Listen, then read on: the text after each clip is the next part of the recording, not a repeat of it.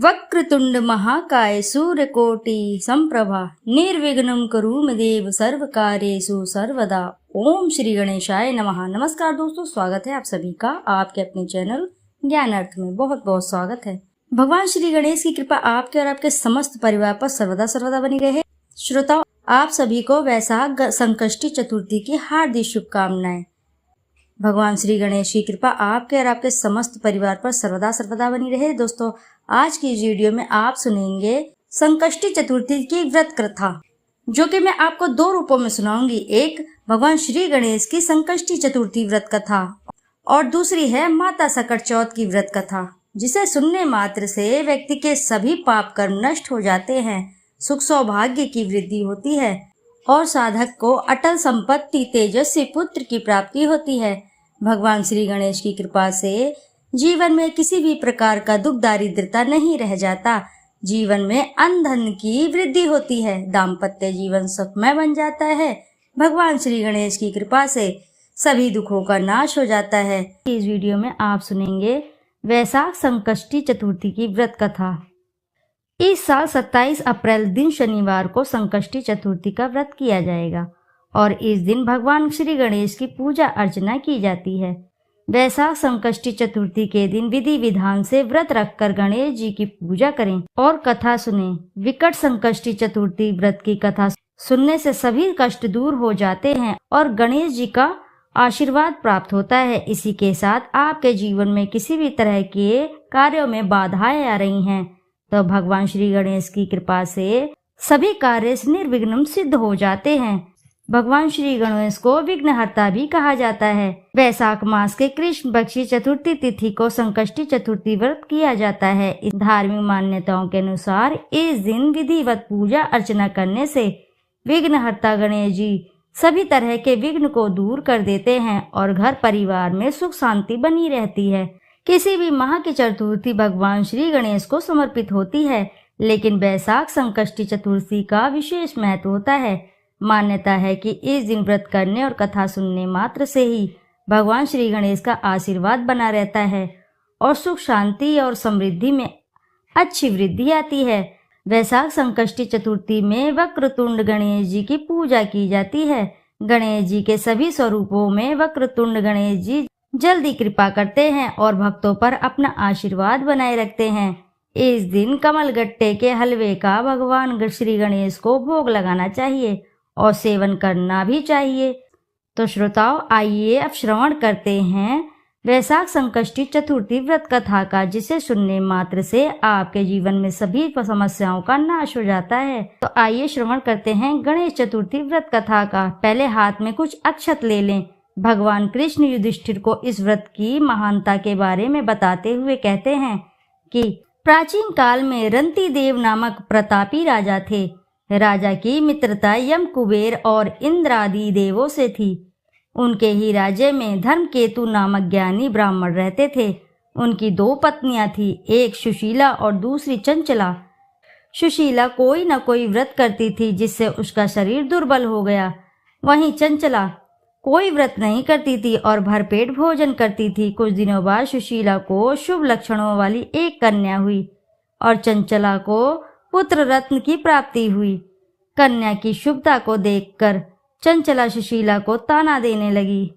अरे सुशीला, तुमने इतने व्रत और उपवास किए हैं जिसकी वजह से तुम्हारा शरीर जर्जर हो गया, फिर भी एक कृशकाय कन्या को जन्म दिया।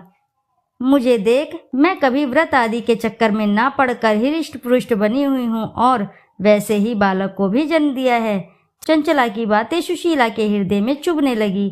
वैशाख चतुर्थी के दिन सुशीला ने पूरी भक्ति भाव के साथ संकट नाशक गणेश चतुर्थी का व्रत किया। व्रत से प्रसन्न होकर गणेश जी ने दर्शन दिए। गणेश जी ने आशीर्वाद देते हुए कहा, हे सुशीला, तेरी कन्या के मुख से मोती और मूंगा प्रवाहित होती रहेंगे और तुझे वेद शास्त्र वेता का एक पुत्र भी होगा। वरदान को देने के बाद गणेश जी अंतर्धान हो गए।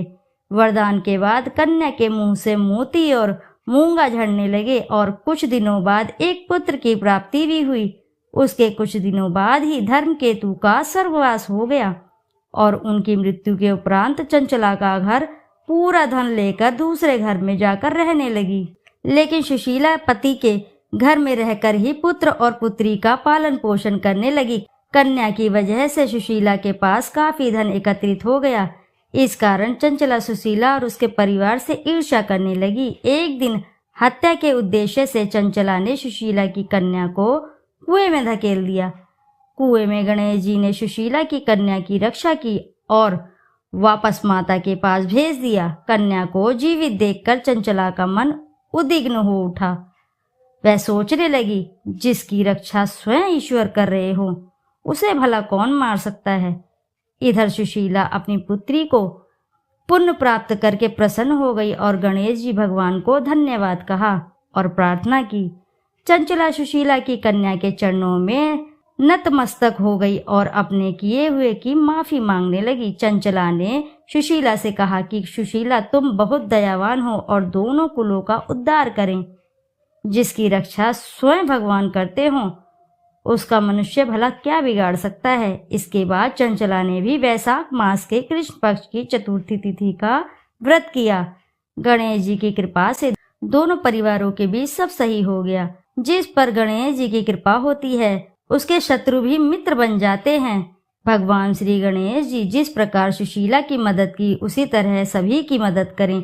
बोलो जय गणेश भगवान की जय। तो आइए श्रवण करते हैं चौथ माता की व्रत कथा का। एक गांव में एक गरीब बूढ़ी माँ रहा करती थी। ईश्वर की कृपा से उसका एक बेटा भी था। वह अपने बेटे से बहुत ज्यादा प्यार करती थी, इसलिए अपने बेटे की लंबी उम्र और सलामती के लिए 12 महीने के चौथ माता के व्रत रखती थी। चौथ माता का व्रत सुहागिन महिलाएं अपने पति की लंबी उम्र और अपने बच्चों के अच्छे स्वास्थ्य और सही सलामती के लिए रखती हैं। वह बूढ़ी महिला हर चौथ के व्रत में शहर जाकर अपनी आर्थिक स्थिति के अनुसार पंसारी की दुकान से थोड़ा सा घी और गुड़ लाती थी और 4 लड्डू बनाती थी।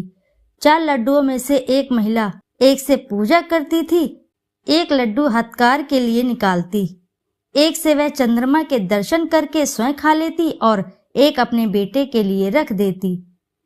एक बार उसका बेटा अपनी ताई से मिलने के लिए गया। जब अपनी ताई के घर पहुंचा तो उसने देखा कि उन्होंने वैशाख चौथ का व्रत रखा हुआ था। उत्सुकता से लड़के ने पूछा कि मेरी माँ तो 12 चौथ का व्रत करती है। इस पर उसकी ताई ने बोला कि तेरी माँ तो तेरी कमाई खाने के लिए व्रत करती है। लड़के ने सोचा कि ताई सच कह रही है, वह बुढ़िया लड्डू खाने के लिए व्रत रखती है। लड़के के दिमाग में नकारात्मक विचार घर कर गए। घर आकर लड़का अपनी माँ से बोलता है कि मैं परदेश जा रहा हूँ, तू मेरी सारी कमाई खा लेती है। इस पर माँ ने उसे बहुत समझाया, पर नकारात्मक सोच उसे परदेश जाने पर मजबूर कर रही थी। उस बूढ़ी माँ के लाख मनाने पर भी वह नहीं माना, इसलिए उसकी माँ ने उसे साथ ले जाने के लिए चौथ माता के आंखें दिए और बेटे से कहा कि यह आंखें मुसीबत में तुम्हारे काम आएंगी। बेटा कुछ नहीं समझ पा रहा था, लेकिन उसने अपनी माँ की बात मान ली। वह परदेश जाने के लिए यात्रा कर रहा था कि उसको एक नगर में जाते समय रास्ते में एक बुढ़िया माँ देखी। लड़के ने ध्यान से देखा कि बुढ़िया रोती हुई जा रही थी और पुए बनाती जा रही थी। वह रो भी रही थी और पुए भी बना रही थी। लड़के ने पास जाकर उस बुढ़िया से उसके रोने का कारण बड़ी उत्सुकता से पूछा। बूढ़ी माँ ने जवाब दिया कि बेटा, इस नगर की पहाड़ी पर एक दैत्य रहता है। पहले तो वह खाने के लिए इस नगर के लोगों को मार दिया करता था, वह लोगों को मारकर खा जाता है। उसके इस अत्याचार को रोकने के लिए नगर में व्यवस्था की गई कि हर घर से एक आदमी को दैत्य के पास भेजा जाएगा और आज मेरे बेटे की बारी है, इसलिए मैं रो रही हूँ और उसी के लिए पुए बना रही हूँ। उस लड़के ने कहा, तुम ये खीर पुए मुझे दे दो, मैं तुम्हारे बेटे की जगह उस दैत्य के पास चला जाऊंगा। बूढ़ी माँ ने लड़के की ये बात स्वीकार करी। लड़के ने खीर पुए बड़े चाव से खाए और खाकर आराम से सो गया। सोते सोते उसे शाम हो गई। शाम को उस बूढ़ी माँ के पास राजा के सैनिक आ गए और कहा, कहाँ है तुम्हारा बेटा? बूढ़ी माँ ने लड़के से कहा कि राजा के सैनिक तुम्हें दैत्य के पास ले जाने के लिए आ गए। वह लड़का खुशी से सैनिकों के साथ दैत्य के पास चला गया। दैत्य के पास जाकर उसने देखा कि दैत्य बहुत भयानक है। अपनी जान बचाने के लिए वह इधर उधर भागने लगा। तभी उसको याद आया कि उसकी माँ ने उसे चौथ माता की आंखें दिए थे और कहा था कि मुसीबत में तुम्हारे काम आएंगे। उस लड़के ने चौथ माता के आंखें निकाले और उन्हें दैत्य की तरफ फेंका और कहने लगा, हे चौथ माता, अगर मेरी माँ सच्चे दिल से मेरी सलामती के लिए व्रत रखती है, दैत्य का सर कटकर जमीन पर गिर जाए। यह चौथ माता का चमत्कार ही है कि उसका वचन कहते ही दैत्य का सिर कटकर नीचे गिर गया। लड़का सही सलामत वापस आ गया। वापस आते देख उसे राजा ने अपने दरबार में बुलाया और बहुत से उपहार देकर रवाना किया। लड़का अपने रास्ते पर आगे बढ़ गया। चलते हुए उसे कुछ समय बाद वह दूसरे राज्य में पहुंचा। उस राज्य में एक प्रथा प्रचलित थी कि बर्तनों के आवे को पकने के लिए एक इंसान की बलि दी जाती थी। राज्य से जाते देख सैनिकों ने उसे पकड़ लिया और आवे में चिनवा दिया और आवे को पकने के लिए लड़के ने फिर से चौथ माता के आंखें निकाले और बोला, हे माता, अगर माँ मेरे लिए बिना किसी स्वार्थ के व्रत रखती है तो आवे को पकने पर मेरी मृत्यु ना हो। लड़के के ये शब्द बोलते ही आवे पकने पर लड़के की मृत्यु नहीं हुई। जब आवे के बर्तन निकालने लगे तो आवे से मिट्टी की बजाय सोने और चांदी के बर्तन निकले और लड़के ने अंदर से कहा, बर्तन आराम से निकालना, कहीं मुझे लग ना जाए। ये सुनकर बर्तन निकालने वाले आश्चर्यचकित हो गए और उसे आवे से निकालकर राजा के दरबार में ले आए। राजा भी आश्चर्यचकित था। राजा ने लड़के से प्रश्न किया कि आखिर तुम इस आवे से जिंदा कैसे बच गए? लड़के ने जवाब दिया कि मेरी माँ मेरे लिए चौथ के 12 महीने व्रत रखती है, इसलिए चौथ माता की कृपा से मैं इस आवे से सही सलामत वापस निकल आया। राजा को लड़के की बात पर यकीन नहीं हो रहा था, इसलिए राजा अपनी आंखों से चौथ माता का चमत्कार देखना चाहता था।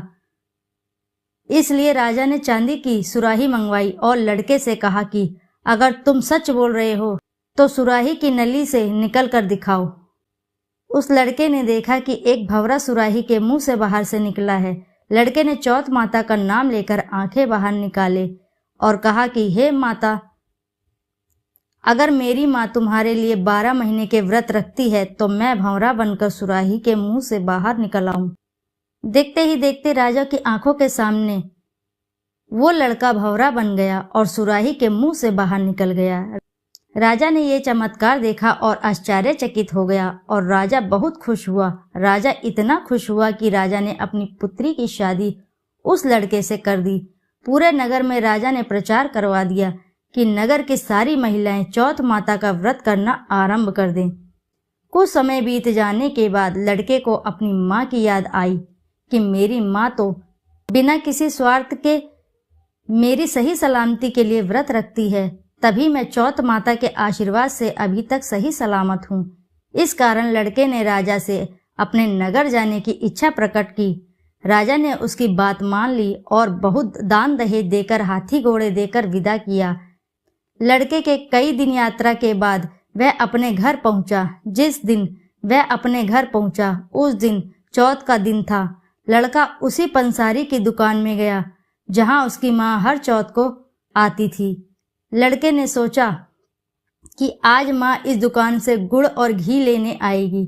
जैसा लड़के ने सोचा था ठीक वैसा ही हुआ। हाथ में लाठी लिए हुए उसकी माँ रास्ते से आते हुए उसको दिखी। उसकी माँ की उम्र बहुत अधिक हो जाने के कारण उन्हें दिखना कम हो गया था, तो लड़के ने उसकी लाठी में पैर मारा और जानबूझकर पुत्र के बारे में अपशब्द कहने लगा। उस बूढ़ी माँ ने कहा, भले ही मुझे गाली दे दो पर मेरे पुत्र को कुछ मत कहना। माँ के यह शब्द सुनकर बेटा उनके पैरों में गिर पड़ा और कहने लगा, मैं तुम्हारा बेटा ही हूँ, मुझे माफ कर दो। माँ ने उसे पहचाना और गले लगाया, पर उनका बेटा इतनी धन दौलत के साथ वापस आया था, इसलिए नगरवासियों ने विश्वास नहीं किया कि वह उनका ही बेटा है। बुढ़िया ने चौथ माता को याद किया और मन ही मन में चौथ माता से कहने लगी, मैंने अगर सच्चे दिल से तुम्हारे व्रत किए हैं तो मेरे स्तनों में दूध आ जाए और दूध की धार मेरे बेटे के मुंह में गिरे। चौथ माता के चमत्कार से बिल्कुल वैसा ही हुआ। दूध की धारा उनके बेटे के मुंह में गिरने लगी। सभी लोग देखकर हक्के बक्के हो गए। उन्हें यकीन हो गया कि यह उनका ही बेटा है और चौथ माता की जय जयकार करने लगे। उस नगर के सभी लोग चौथ माता के व्रत हर महीने रखने लगे। बोलो चौथ माता की सदा ही जय। दोस्तों, कथा आपको अच्छी लगी तो वीडियो को जरूर लाइक करें, साथ ही चैनल को सब्सक्राइब करें और कमेंट में अपनी सच्ची श्रद्धा से एक बार जरूर लिख दें, जय चौथ माता की। फिर मिलते हैं आपसे ऐसी ही किसी कथा में। जब तक के लिए नमस्कार।